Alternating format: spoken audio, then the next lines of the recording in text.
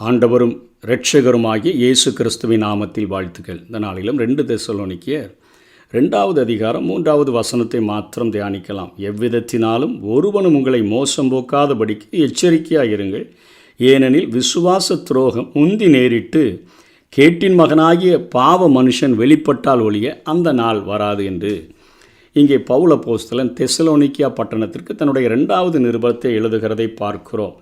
இந்த செய்தியிலே கிறிஸ்து அந்தி கிறிஸ்து 2 காரியங்களையும் ஒப்பிட்டு நாம் செய்தியை கற்றுக்கொள்ளலாம். ஏனென்றால் கொஞ்ச காலம்தான் தெசலோனிக்கியா பட்டணத்தில் பவுல் ஊழியம் செய்த போதிலும் அந்தி கிறிஸ்துவை குறித்த காரியங்களை ஜனங்களுக்கு சொல்லியிருந்தான். ஆகவே வேதத்தை கற்றுக்கொள்கிற நம்ம இந்த காரியத்தில் தெளிவுள்ளவர்களாக இருக்க வேண்டும். கிறிஸ்துவும் அந்தி கிறிஸ்துவும் ஒப்பிட்டு வசனங்கள் என்ன சொல்லுகின்றன என்று கற்றுக்கொண்டோன்னு சொன்னால், யோவான் 6வது அதிகாரம் 38வது வசனத்தில் கிறிஸ்து தன்னை குறித்து சொல்லுகிறார்.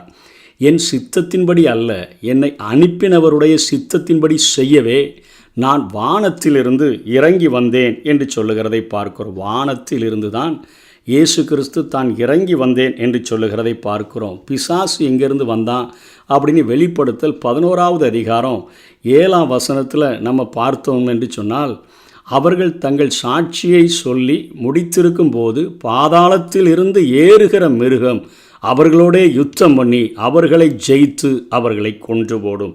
பாதாளத்திலிருந்து வருகிறவன் தான் அந்தி கிறிஸ்து.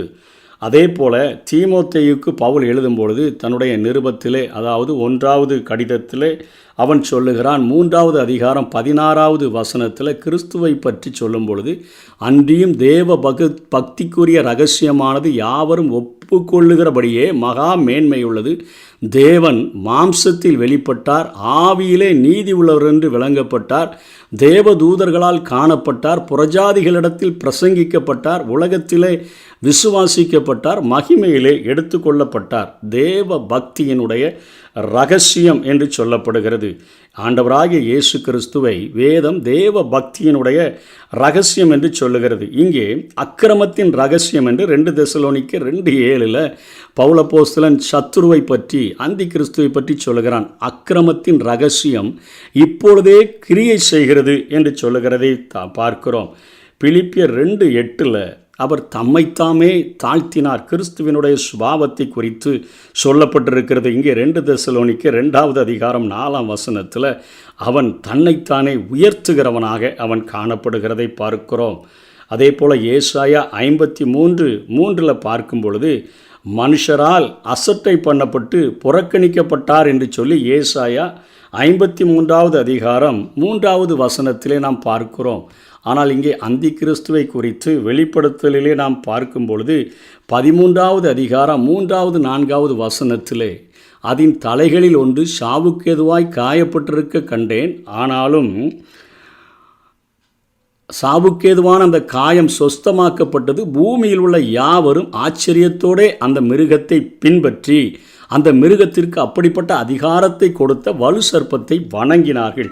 இங்கே உண்மையான கிறிஸ்து புறக்கணிக்கப்படுகிறார், அசட்டை பண்ணப்படுகிறார். அவன் அங்கே வணக்கத்தை பெறுகிறான். எல்லாரும் வணங்கினார்கள். அதே போல தான் மிருகத்தை அல்லாமலும் மிருகத்திற்கு ஒப்பானவன் யார், அதனோட யுத்தம் பண்ணத்தக்கவன் யார் என்று சொல்லி மிருகத்தையும், அதாவது பீஸ்ட் கண்டுபிடிக்கிறார்களே, அதை வணங்கினார்கள் என்று சொல்லி நாம் பார்க்கிறோம். அதே போல் ஏசாயா 53:3 அவர் துக்கம் நிறைந்தவராய் இருந்தார் என்று கிறிஸ்துவை குறித்து சொல்லப்படுகிறது. தானியேல் 8வது அதிகாரம் 23வது வசனத்தில் மூர்க்க முகமுடையவனாக அந்தி கிறிஸ்து காணப்படுகிறான். ஏசாயா 9:6 அவர் சமாதான பிரபுவாக இயேசு கிறிஸ்து இருக்கிறார். அமைதி கேடும் அழிவும் உண்டாக்குகிறவனாக அவன் இருப்பான் என்று தானியேல் 9வது அதிகாரம் 26வது வசனம் 27வது வசனத்திலே பார்க்கிறோம். பூமியில் தேவனை இயேசு கிறிஸ்து எப்பொழுதுமே அவர் மகிமைப்படுத்தி கொண்டே தான் இருந்தார்.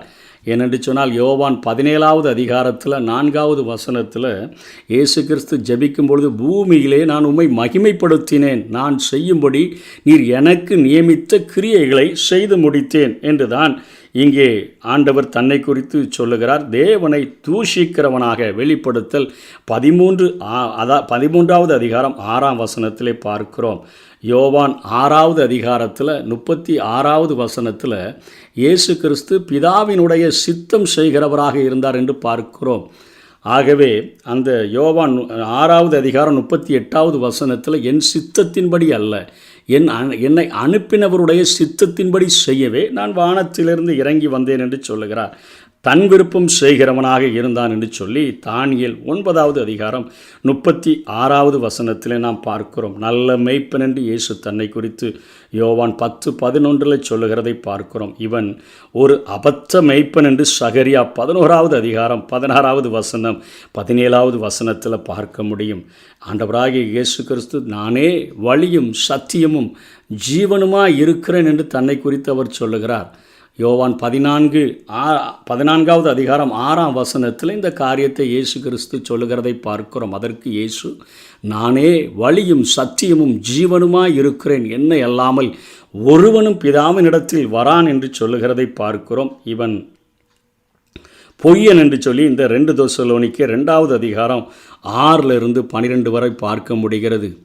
அவன் ஒரு பொய்யனாக, பொய்யான அற்புதங்களை அடையாளங்களை செய்கிறவனாக, அவன் தேவன் அல்ல, ஆனால் தேவன் போல தன்னை உயர்த்துகிறவனாக காணப்படுவான் என்கிற காரியத்தை நாம் பார்க்கிறோம்.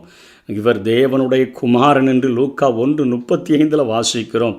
இவனை குறித்து கேட்டின் மகன், அதாவது அழிவை உண்டாக்குகிறவன் அல்லது அழிவின் மகன் என்று சொல்லி 2 தெசலோனிக்கேயர் 2வது அதிகாரம் 3ஆம் வசனத்திலே படிக்கிறோம். இவர் ரட்சிப்பதற்காக வந்தார் என்று லூக்கா 19வது அதிகாரம் 10வது வசனத்தில் பார்க்கிறோம்.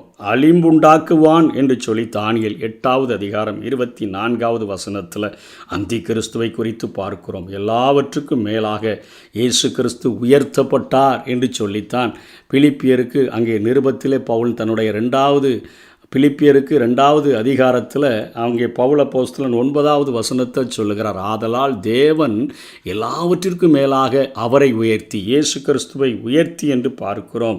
கந்தகம் அக்கினி எரிகிற கடலில் உயிரோட விழுவான் என்று சொல்லி வெளிப்படுத்தல் 19வது அதிகாரம் 20வது வசனத்தில் பார்க்கிறோம். இயேசு கிறிஸ்து உயர்த்தப்பட்டார், இரட்சகராக உயர்த்தப்பட்டார். வானத்திலும் பூமியிலும் சகல அதிகாரத்தை பெற்றுக்கொண்டவராக 1000 ஆண்டு இந்த பூமியில் அவர் ஒருவராக இருந்து ஆட்சி செய்ய போகிறவராக, ஒரு பொற்கால ஆட்சி இந்த உலகத்தில் கொடுக்க போவராக அவர் வெளிப்படுத்தப்பட்டிருக்கிறார். 7 ஆண்டுகள் இந்த உலகத்தில் உபத்திரவ காலத்தை, மகா உபத்திரவ காலத்தை உண்டு பண்ணி ஜனங்களை அழிக்கிறவனாக, முடிவிலே கந்தகம் எரிகிற அக்கினி கடலில் உயிரோடு கூட தள்ளப்படக்கூடியவனாக அந்தி கிறிஸ்து இருக்கிறான். ஆகவே அந்தி கிறிஸ்துவினுடைய தந்திரங்களை தெரிந்து கொள்ள வேண்டும். பாதாளத்திலிருந்து வருகிறவன், அக்கிரமத்தின் இரகசியமுடையவன், தன்னைத்தானே உயர்த்துகிறவன், வணக்கத்தை விரும்புகிறவன், மூர்க்க முகமுடையவன், அமைதிக்கேடும் அழிவும் உண்டாக்குகிறவன், தேவனை தூஷிக்கிறவன், தன் விருப்பத்தை செய்கிறவன், அபத்தமான ஒரு மெய்ப்பன், அவன் பொய்யன், கேட்டின் மகன், அழிவுண்டாக்குகிறவன்.